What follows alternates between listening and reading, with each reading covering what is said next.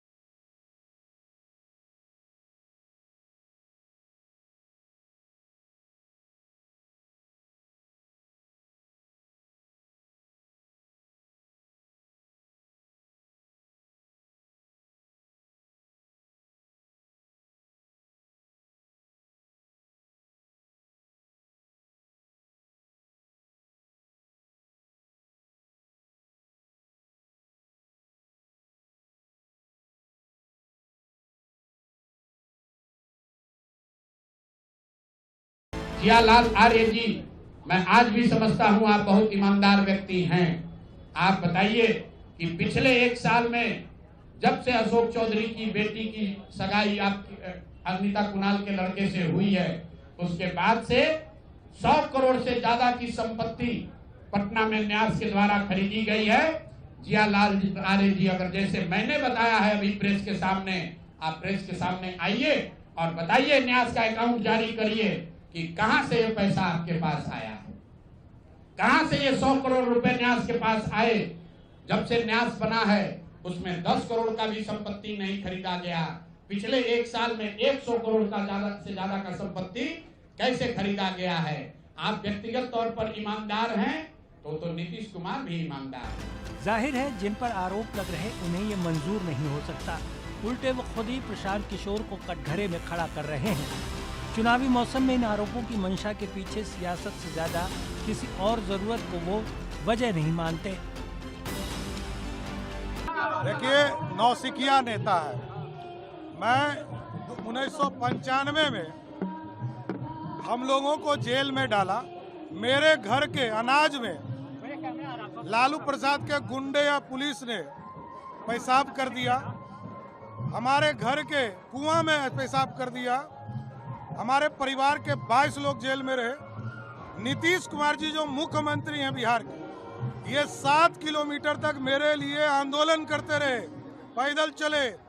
और human rights commission ने बिहार की सरकार, तत्कालीन सरकार लालू प्रसाद जी पर कार्रवाई किया और प्लेंटी दिया हमारे परिवार को। देखिए, हमको लगता है कि राजनीति में और स्पेशली जब चुनाव आता है तब आरोप और प्रत्यारोप हर समय हर किसी पे लगते रहते हैं। ये कोई नई बात नहीं है। इसको लोग एज अ टूल यूज करते हैं मीडिया में अपना रेलेवेंस बनाए रखने के लिए। ऐसे में हमने जो आरोप वो लगाए हैं उस पे हम, मेरे पिताजी और मेरी मदर इन लॉ, ये सब लोग पहले भी इस पे जवाब अपना अपना पक्ष इस पे रख चुके हैं। लेकिन वो बार बार जिस तरीके से आरोप लगा रहे हैं, हम फिर कह रहे हैं कि सारे आरोपों का कोई आधार नहीं है। ये सब आरोप झूठे हैं और ये सारे आरोप बेबुनियाद हैं। हम लोग सब अब चुनाव के समय आ चुके हैं। चुनाव के समय इस तरह का आरोप लगाना किसी पे भी बहुत आसान हो जाता है।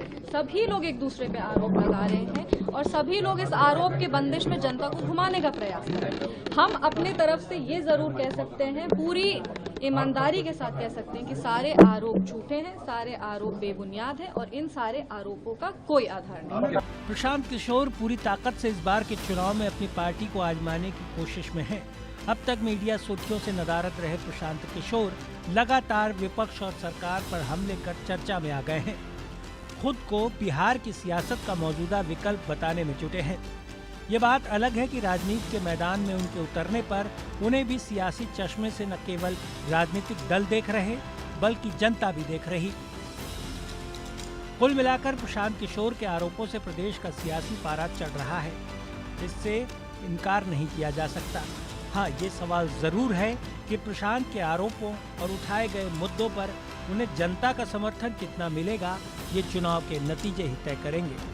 Bureau report, India news.